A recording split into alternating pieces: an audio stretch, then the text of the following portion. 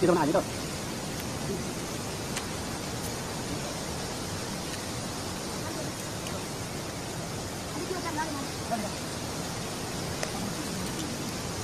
Đi đâu đi đâu.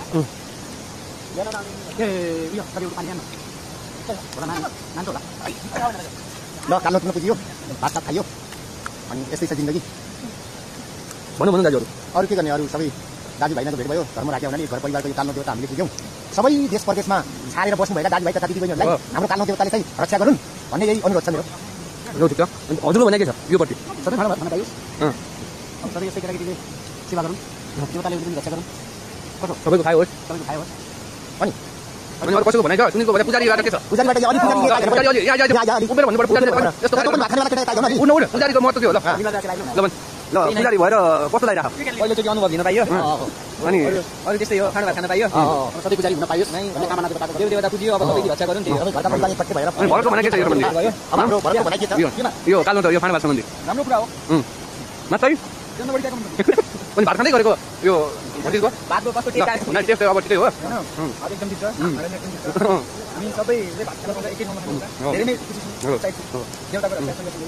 आइले पनि अहिले अनि दाइको भने के छ यो पट्टि ह के थियो हेमन तु के छ यो सम्बन्धी सम्बन्धीमा सबैभन्दा पनि यो सबैले काल रक्षा गरून् सधैँ गरी आज पूजा गर्नु पाइयोस् र सधैँ पूजाको सफल होस् ए उतु बाँकी रहेछ पर मिना यहाँ त यो यहाँ यहाँ मिना चाहिँ यहाँ तलटा यहाँ न मुकेश के छ भन्नु तेरो हम केही छैन कालो पिउनु भयो हो अनि खुसी छु अनि अब हाम्रो फिल्मको छोरा ल भन्छ भन्छ बाबु जता गरेर के छ तेरो भनाइ कालो त देवता पुग्यो ल भन्न न भन् के भन्नु हैन भन अनि ननीको के छ आफ्नो भनाइ अरु भन्दा पनि मेरो भन्छ मलाई अरे मोबाइल हेर्नु लाग्यो ल ठिक छ दाजुको फेरि पनि केही छ पुग्नु भनाइ नै एकदम